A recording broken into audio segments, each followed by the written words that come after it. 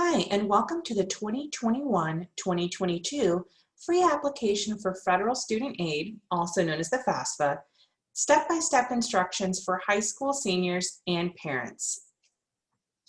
These slides were designed to help a current high school senior class of 2021 and their parents complete the FAFSA that opens October 1st, 2020. These slides were put together by Champions for Learning. Champions for Learning has a mission to create life-changing learning experiences for every student with a vision that is a community that is 100% engaged in support of student success. You can learn more about Champions for Learning by visiting championsforlearning.org. Champions for Learning is a partner in Future Ready Collier, which is a network of more than 60 organizations, businesses, schools, and community members working to ensure every child is ready for kindergarten and every young person enters adulthood with a vision and a plan to accomplish that vision. Future Ready Collier is the Collier partner supporting the 5-county Future Makers Coalition with a goal to transform Southwest Florida's workforce by increasing the number of college degrees, certificates, or other high-quality credentials from 27% to 60% by 2025. FAFSA completion is the #1 indicator of college going and provides access to a range of financial support to students. Champions for Learning partners with Collier County Public Schools and other partners to leverage resources to support students and their families to complete the FAFSA. We play a lead role in providing resources, training volunteers, and facilitating FAFSA completion events. These screenshots were prepared by Champions for Learning and are provided by the Federal Student Aid and Office of the U.S. Department of Education. These slides are based on a fictional student-family situation and are intended to be used for training purposes only. So now before we begin, first you'll want to make sure that you have an FSA ID. Both the student and the parent will need an FSA ID. If you have not already created your FSA ID, you can view step-by-step instructions in English, Creole, and Spanish available at collierschools.com/financial aid. Or if you would like to view a step-by-step video on how to create an FSA ID, similar to this one that we created for FAFSA, you can visit championsforlearning.org/resources. Remember, both a student and the parent will need to have an FSA ID and use unique emails to create that username and password. You're going to need your full legal name, date of birth, and your social security number. If your parent does not have a social security number, they will not be able to create an FSA ID, but that will not prevent you from completing the FAFSA. And we'll cover that in this training as well. So if only the student can complete the FSA ID, that's okay, and you'll be able to proceed with your FAFSA. Now, some things to pull together before you begin completing the FAFSA. First, you're going to need your student social security number or alien registration number. You're going to need your 2019 federal tax returns for both the parent and the student if the student filed taxes. Records of any untaxed income. So if you made under the federal filing requirement, either the student or the parent, you'll want to know how much you paid to be able to report correctly on your FAFSA. You'll also need any checking, savings, or investment account balances, and any balances or values of investments other than the home in which you live. Also, as a tip, you'll want to disable any pop-up blockers before starting the FAFSA, as where you input your tax information creates a pop-up, as well if you need any assistance in definitions or references, that will also be pop-ups within the FAFSA. So it's a good idea to disable that now before you go into the portal. Okay, let's get started. So first, you're going to want to make sure that you're going to FAFSA.gov. If you were to go out and Google FAFSA, usually the first option that comes up is FAFSA.com. That is not the link directly to the federal FAFSA that is put together by the Department of Education. So you want to make sure that you're at FAFSA.gov. Once you're there, you're going to want to click Start Here right there in the center. You're new to this process. This is your first time filling out a FAFSA. Now, next year when you're in college or in school, you'll be able to come back and click returning user. Remember, you're going to fill out a FAFSA every year that you're in school, and the FAFSA opens every year on October 1st. Okay, now that we've clicked start here, you're going to log in, and you'll notice you have two tabs. It's best to put the student's information in as the student has the most information going into the FAFSA. So you'll log in as the student, and this is the first place where you're going to use that FAFSA ID username and password that you created. Now, a couple tips when you're navigating through the FAFSA windows. You want to make sure that you're using the navy next or previous buttons in the bottom right.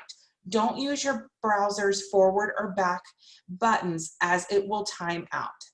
The form will automatically save as you progress through the FAFSA. So if for any reason you need to stop, it will save and allow you to pick up where you've left off.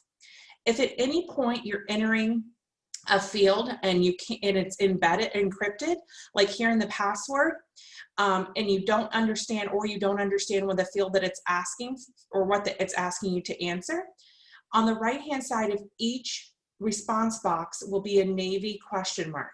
You can click that question mark and a pop-up will appear that'll give you a better definition or understanding of what exactly the information they're looking for in that field is.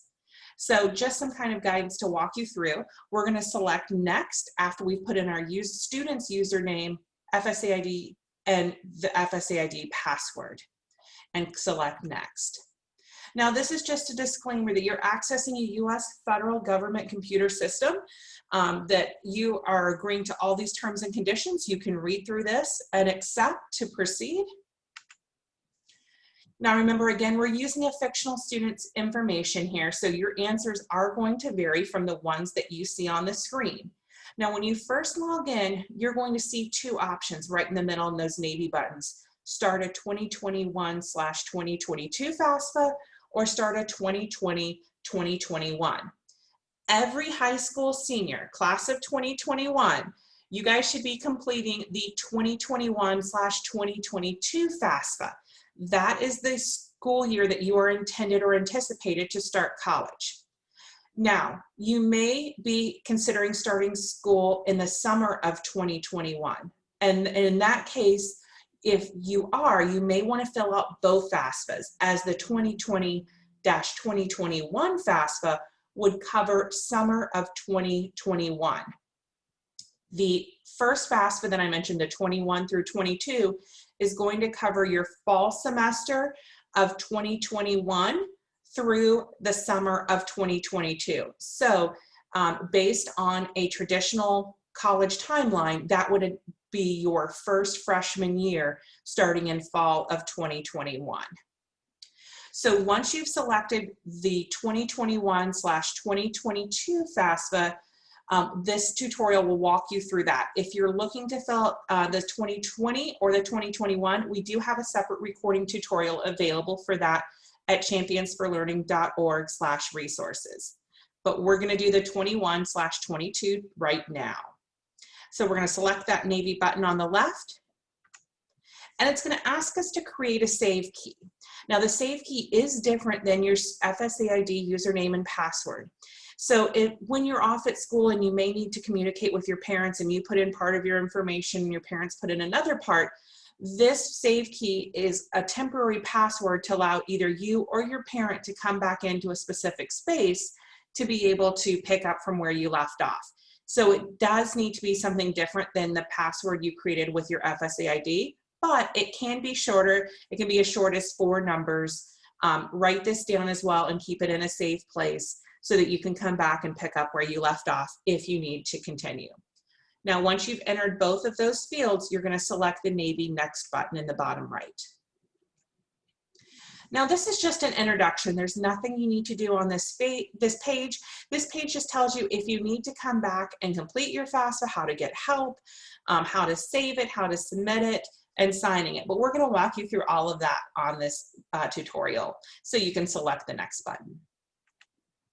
Now, because you had an FAFSA ID and you logged on using this, This information is going to be pre-filled. It's a good opportunity though just to take a moment and make sure that everything on this page looks correct, because you don't want to make a mistake on the FAFSA that you would have to go back and correct not only your FAFSA but also your FSA ID if this information was incorrect. If this information looks all correct, then you're going to select the navy next button in the bottom right. Again, your email address should be brought over from when you created your FSA ID username and password. If you did not enter a phone number when creating your FSA ID username and password, you may enter it here as well. Now it's also going to ask for your permanent mailing address. So this is your home address, not where you think you're going to be going to school. This again should have transferred over from your FSA ID username and password. Also, I want to point out, if you'll notice at the top, there's different tabs. These tabs are going to be really helpful as you're going through the FAFSA and tell you whose information is going to be entered on each one of these pages. So it's good if you feel like you've already filled out a page, because some of the pages may look the same, because it's going to ask some of the questions for not only the student, but also for the parents. So keep an eye out for these tabs as we move through. Now it's asking if the student has lived in Florida for at least 5 years, and then it's going to ask, are you a US citizen? And here are the three options to be able to answer that question. And then you'll hit the navy next button. Now we want to walk through these questions individually. This is a page where there's a lot of common errors made for first-time FAFSA completers. So what will your high school completion status be when you begin the 2021-2022 school year? Most every high school senior will have a high school diploma. So you want to make sure you're answering that correctly. What college degree or certificate will you be working on when you begin the school year?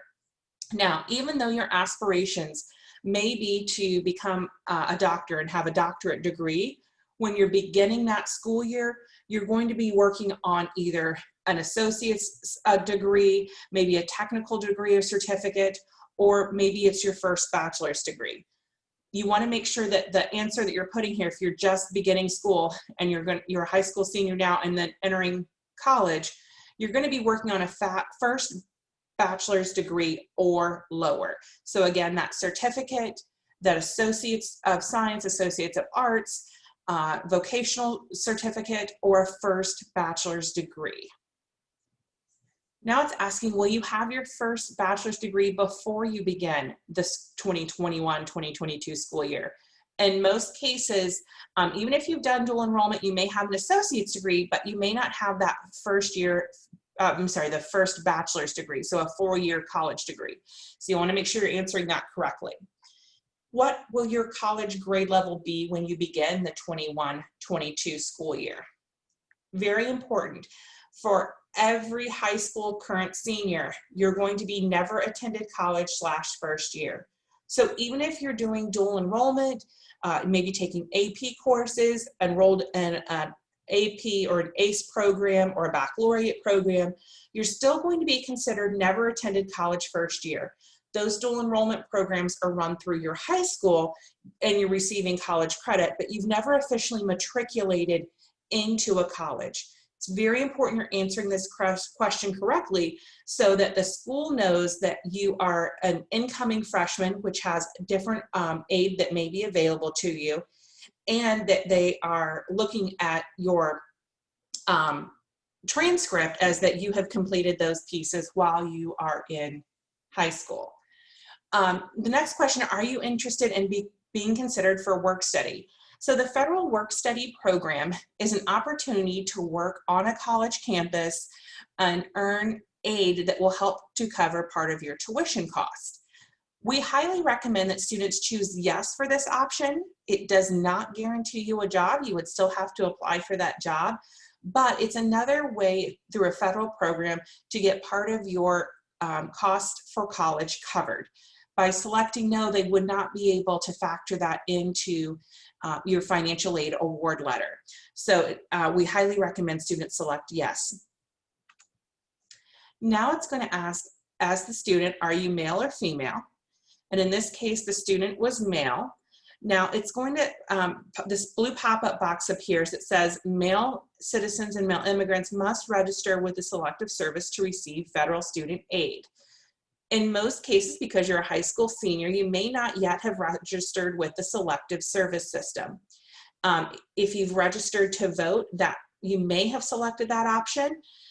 We highly recommend that you select that you have not registered yet, and the FAFSA then will ask, would you like us to register you with the Selective Service system, and which you can select yes.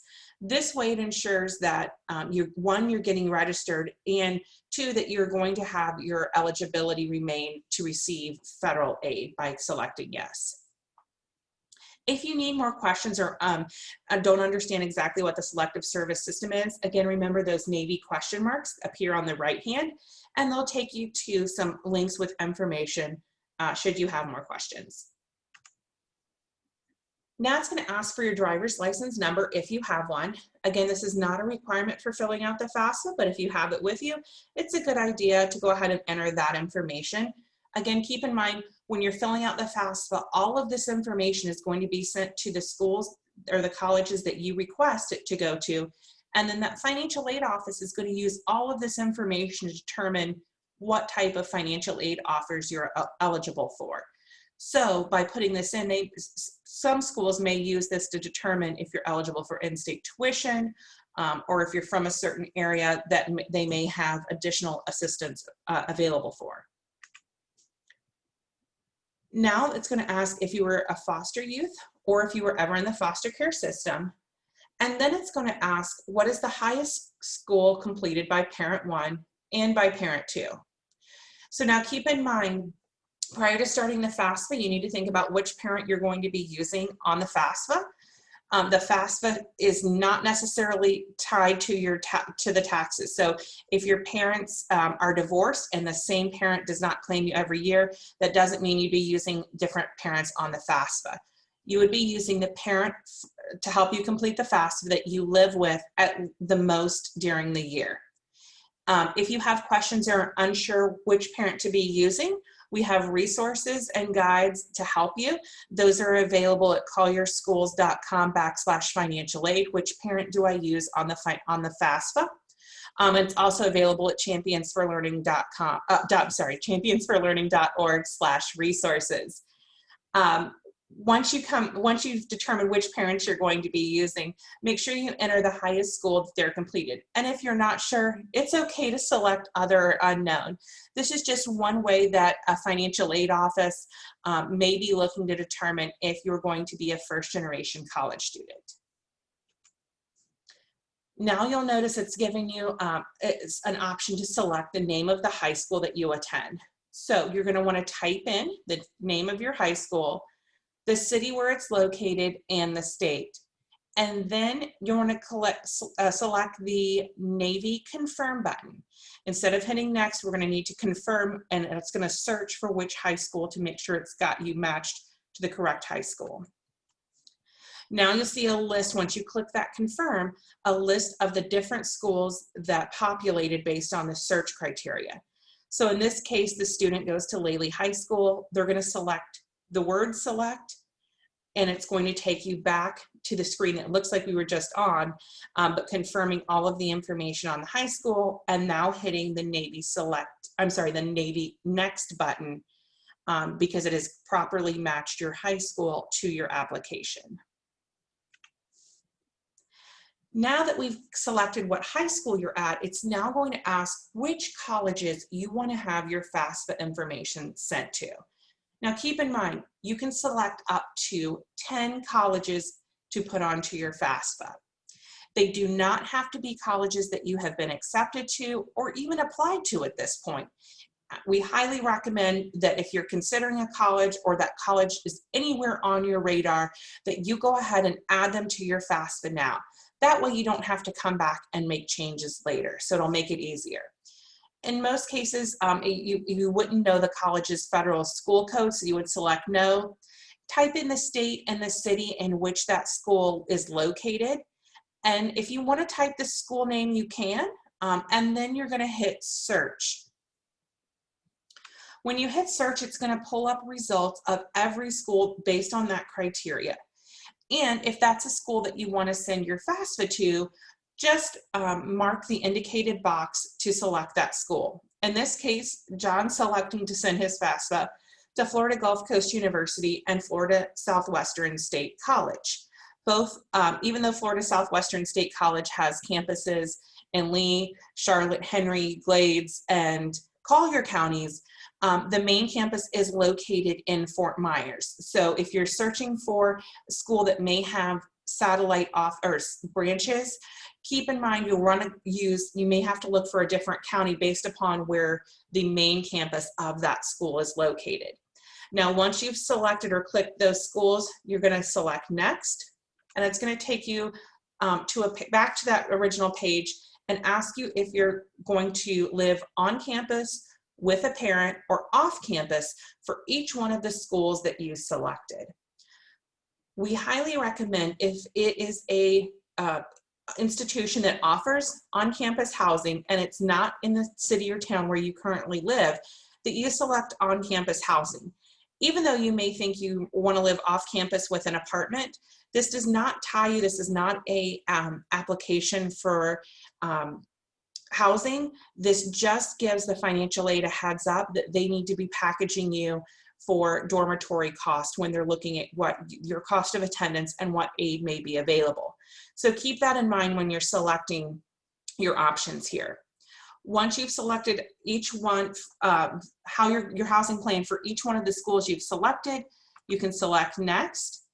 Also want to point out, when you're looking at this screen, you'll see two plus buttons, or the plus buttons next to each of the schools. This allows you to raise or change the position of each of the schools.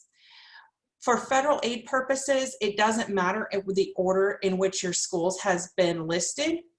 However, in the state of Florida, it's really important that you list a Florida public institution as your first option, as that helps your school to also match up if you're eligible for anything through the Florida application for student aid, which is a separate application. Some of you may know that as the Bright Futures application. It helps the school that you're applying to make sure that that information also comes from the states to add to your financial aid award letter. Keep in mind, schools cannot see the other schools that are listed on your FAFSA, nor can they see the order in which they are listed. So don't worry about which schools are on there or not on there, or which is first. Just make sure you have that Florida public institution listed first. Also keep in mind that just because the university is in the name of the school does not necessarily mean it's a public institution. The University of Miami, Tampa University, those are both private institutions. So you'll want to make sure you're selecting one of the 13 public universities in the state of Florida, or a state college, or a technical school that may be in your area if it's part of the public system.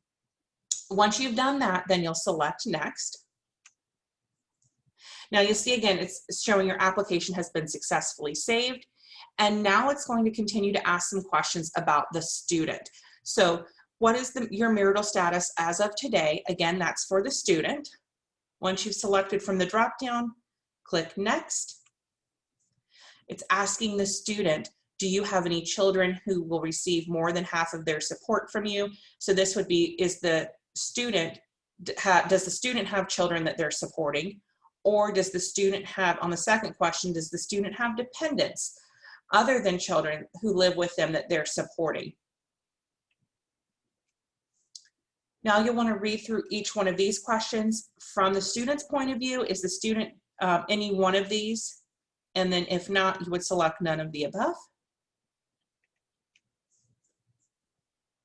Again, you'll want to read through this question and answer it. Now, if you need a definition of what self-supporting and at risk of being homeless is, again, click that navy question mark button and a pop-up definition will help you. If you're unsure, especially on this question, feel free to reach out to your school counselor. They have a lot of resources that can help you to determine this, and also extra assistance as you get ready to prepare for life after high school. There are things that you would, if this applies to you, that you would want to take care of now while you're applying to schools. And go ahead and click the navy next button. Now, based on those answers, the FAFSA is determined in this case that the student is considered dependent. And that means that they're going to need to provide parental information. Just as a side note, in most cases, a student is going to be considered dependent and need to provide parent information until they are 24 years of age, married, or have a child that they support at least 51% of the time, or they go into the military. Now, there's some special circumstances that may apply, but that's the general dependency to determine if they need to provide parent information on the FAFSA. Now, if you have a special circumstance and are unable to provide parent information, then you would select I'm unable to. But in this case, the student's going to provide parent information and select next. Now, notice at the top, it's changed to parents' information. So this screen is going to be all of the parents' information that we're completing. So as of today, what is the marital status of your parents? So this would be the parent that you're using for the FAFSA. And in this case, we're going to say that the parent was remarried, and the parent was remarried in October of 2018. Now it's asking for the first parent, social security number, last name, first initial, date of birth, and parent's email. Again, here remember that this email address should be different than the email address that the student used to create his or her FSA ID, which is then also on the FAFSA. Now it's going to ask for the other parent. So this may be the step parent. And in this case, the step parent did not have a social security number. In the case where a parent does not have a social security number, they would enter all zeros here. This does not affect a student's eligibility for federal, state, or institutional aid. It is just a way to be able to note that that parent does not have a social security number. It will not ask them to transfer their information from the IRS. And it will allow the parent, if this parent were needing to sign the FAFSA, it would provide them the option to use a printed signature form, which then at the end of the FAFSA, the student would have to print out, the parent would sign, and that would get mailed in. Keep in mind, if you need to print out a signature page at the end, though you are able to submit the FAFSA, it will not process until the Department of Education has processed in that signature page and matched it up with the FAFSA. So you'll want to print and mail that as soon as possible to have it matched and process your FAFSA. Once you've entered the second parent's information, you can select next. Now it's asking if the parents have lived in Florida for at least 5 years. Again, same questions that we saw on the students, so make sure you're following the tabs at the top to remember whose information we should be entering. Now it's going to calculate the household size. You'll notice the first two boxes are grayed out. That's based on the information we've previously entered in the FAFSA. So the first question on this page that we're going to answer is, your parents' other children, even if they don't live in the household or live with your parents, if your parents are providing more than half of their support from them, or these children can answer no to the dependency questions. Again, this would be a pop-up if you need to answer or to view that dependency status question. That would be a pop-up. And you'll want to put that number then in the box. Now, it's going to ask, are there other people that live with your parents? Your parents are providing more than half of their support, and your parents are going to continue to provide that support from July 1st, 2021 through June 30th of 2020. So this could be other relatives that are living in your household that your family is helping to support. Then it's going to automatically calculate how many people are considered in your household based on the above answers. Now from that number, you'll notice at the very bottom there's a number in college. How many people in your parents' household, based on that number reported above, will be in college between July 1st and June 30th, 2022. Do not include your parents in this number. So keep in mind, because you're the student completing this FAFSA, this number should be at least 1, because you as the student would be the 1. If you have other siblings or the other people that you counted in your household, they would be added to this number as well, but don't include your parents. And then select next. Now it's going to show that it saved your application once again, and it's going to ask if your parents have completed their 2019 IRS income tax return. From that drop down, you'll select if they've already completed, not going to file. If your parents mate under the federal filing requirement and are not required to file, then you would select not going to file. Then it's going to ask, what type of income tax did your parents file for 2019? If you're not sure where to find that on your taxes, again, use that navy blue button and it'll give you a pop-up that'll show you where on your taxes to find that information. And then it's going to ask what your parents' filing status was according to that tax return. So based on this student, you'll see that it has an IRS data retrieval tool that became available. In this simulation, we're not able to link, but if it shows this box, we highly recommend you click link to the IRS, and then it's going to ask for the parent's FSA ID, username and password, and then it's going to ask for the information listed on their taxes to be able to match the information from the taxes and pull it into your FAFSA. That way you don't have to go line by line entering the information. This will help to process your FAFSA a little faster. It also makes completing your FAFSA faster and with fewer errors. So we highly recommend, again, that you use that link to the IRS. When you're linking though, you'll want to have those taxes next to you so that you can enter the information, the name and the address, exactly as it appears, exactly as it is typed into the box at the top of the taxes, so that it will match correctly. So when you're doing that, as a tip, if you live at a street and on the taxes it is abbreviated, it's ST period, type in ST period when you are linking to the IRS. So type it exactly as it appears on the taxes. Again, this just tells you that in this case, the student was eligible, or the parent was eligible to use the IRS data retrieval tool. It's going to appear as a pop-up window. Again, in this simulation, unfortunately, we can't link to the IRS since this is a fictitious student and parent situation.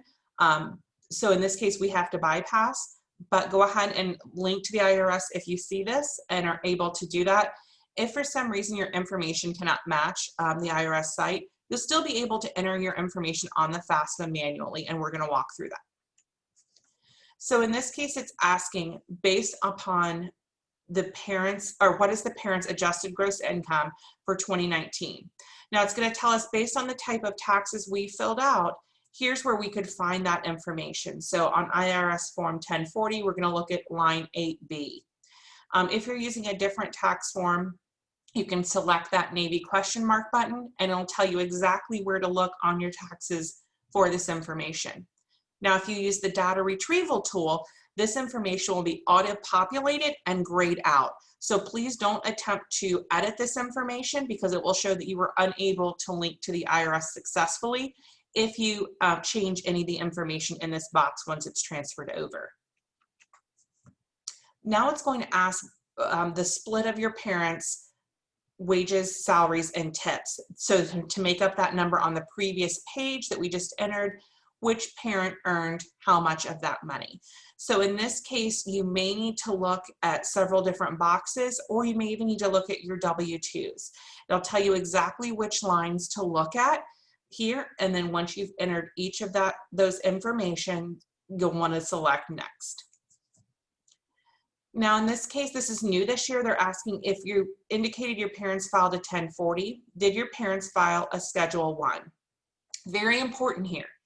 Even if your parents filed a Schedule 1, you're going to want to select no, that they did not file a Schedule 1, or they only filed a Schedule I to report unemployment compensation, educator expenses, an IRA deduction, student loan interest deductions, Alaska Permanent Fund dividends, or virtual currencies such as Bitcoins.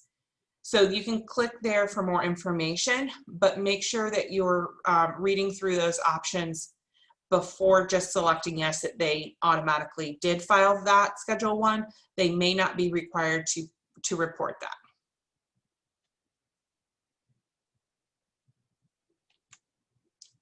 Okay, enter the information of your parents' tax income from 2019. Again, this is going to tell you which line to look at based on the form, and select next. This page is going to automatically populate to zeros, but you'll want to check those lines, especially if you were unable to use the data retrieval tool, to make sure that the information matches up with the information on your taxes as you move through. Again, on this page, it's going to ask if your parents had any of the following.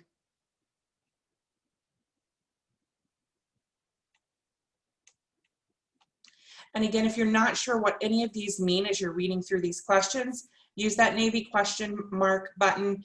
It'll give you a good definition. After you've read through all of these questions, if any of these apply and you've answered, you can select next. Now it's asking us if we want to skip the questions about the parents' assets. So this means that FAFSA has received enough information about your parents and their income. They don't need additional information at this point, and asking you if you'd like to skip. We highly recommend that anytime the FAFSA asks if you would like to skip, that you select yes. That's FAFSA's skip logic working to take you to the next portion because they have enough information at that point. Now you'll notice that the screen looks like one that we've already seen, but the tab has changed to student information. So we filled out all of the parents' financial information and have now moved into student information. So it's asking for 2019, has the student completed an IRS tax return? In this case, the student is not going to file.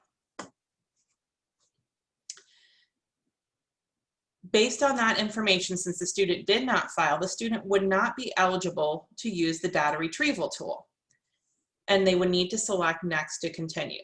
Now, if the student did complete a tax return, they'd want to answer that there and select which form they were completed.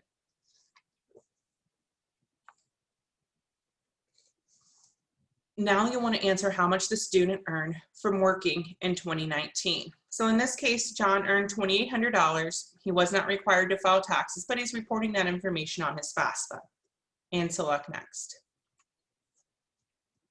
Now you'll want to read through each of these questions again, and keep in mind that this applies to the student. Once you've read through all of those, select next. Again, the same questions that we saw on the parents, we're seeing here on these next couple of slides. Read through any of those that may apply to the student, enter any values that may apply, and select next. Now again, it's saying based on this information, do you want to skip the questions about your parents' about the student's assets? So they're saying now we've got enough information about the student. Would you like to skip? Again, we highly recommend selecting yes at this point because this is FAFSA's way of saying they have enough information. And select next. Now you can see based on the green check marks, we're almost to sign and submit our FAFSA. So we're almost there. Now it's asking, are you a preparer? This is very rare. This would be someone else that's preparing the FAFSA on your behalf. So in this case, no, because you're filling out the FAFSA. I'm just guiding you along, so I'm not your preparer. So you'll want to select no and then select next. Now you're going to see a FAFSA summary. So basically every area that we answered on the FAFSA, all of our answers are going to be on the right-hand column there.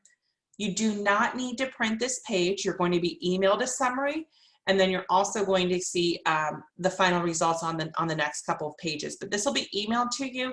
You don't need to try to print it from here. It's just a good kind of one glance to make sure that you've entered all of this information correctly. You're going to want to scroll all the way to the bottom, and then you're going to see a box that says sign and submit. We're going to do that on the next page, but if everything looks correct here, you can hit next. If something were entered incorrectly, you'd want to use that previous button at the bottom here to go back to that screen and make that correction. So make sure if you do need to go back, that you're in the right section. It's either the student or the parent section. Use those tabs at the top. This looks good, so we're going to hit next. And now we're to the point where both the student and the parent would electronically sign the FAFSA. So you'll see both parent signatures are needed. We're going to select Provide Student Signature, the navy button on the left, to sign the student's FAFSA first. Now it's saying, based upon the student information, by signing this, that we are agreeing to all of the following. So you want to read through that and select that if you agree with that statement, and then select next. And now it's going to say, based upon that, we're going to let you electronically sign the FAFSA. So you would click sign this FAFSA and next. And it's going to take us back to that previous page, but you're going to notice that the navy bar is gone and it now says we've signed electronically and a green button appears. So the student has now electronically signed, but a parent signature is needed. Now in this case, remember one of the parents did not have a social security number and we entered all zeros. If that's the case, when we select provide parent signature, we would have to print out the signature page from there, which is okay, and we would proceed from there. Or in this case, we can provide a parent signature because the other did have a social security number. We would agree, again, this is the same kind of statement, we would agree, select next. Now we would need to enter the parent's FSA ID, username and password here, and select sign the FAFSA. It would take us back to that original page. Now, because we did not have an active FSA ID username and password on this parent, in this simulation, we were not able to sign electronically.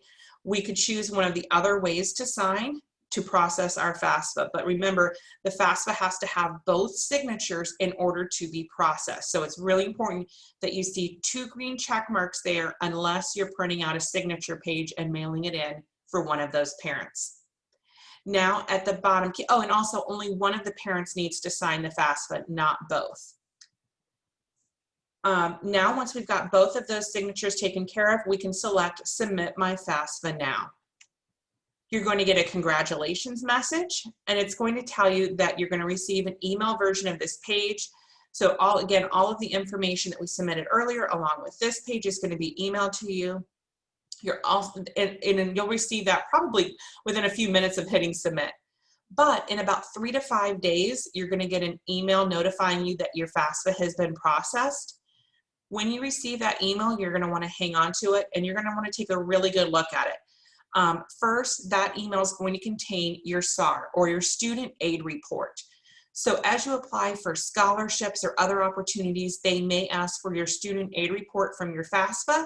That's what's going to be emailed to you in 3 to 5 days. Also, you're going to want to see if there's any additional information that your school may be required to ask you for. So when you read that email, it may say that you've been selected for verification or that they need some additional pieces of information from you. Those next steps will be included in that email. Also on this screen, very important information is 2 numbers. One is your data release number, that DRN number at the top of the screen. You're going to want to make sure you keep this email or this number as well. A school may request this number from you, or if you need to call the FAFSA line for any reason, they may ask for this data release number to verify your identity before assisting you. Also on this page, you'll see the estimated expected family contribution, or your EFC. Now in this case, the number is just generic because we were doing a simulator. However, this number, the lower the number, the higher the amount of federal aid you may be receiving. Keep in mind, though, the FAFSA is not all just needs-based. Schools and scholarships use the FAFSA for other purposes, including some merit-based aid. Oops. Now, once you've submitted your FAFSA, you're going to want to look for that student aid report, and keep in mind that you may need to follow up with your school's financial aid office, depending upon what information they may need, or if your FAFSA has been selected for verification. Now that you've completed your FAFSA, if you need more information, you can visit callyyourschools.com/financial aid. Also, remember there's lots of resources at championsforlearning.org/resources. If you have specific questions about financial aid or college access, you're welcome to reach out to me. Here's my contact information, my phone number, as well as my email. And you can learn more about Champions for Learning at championsforlearning.org. Also, Future Ready Call Your Network partners have compiled a resource kit to help students be prepared for higher education goals, and you can access this college readiness toolkit at futurereadycollier.org/resources. Thank you for joining us, and thank you for completing your FAFSA.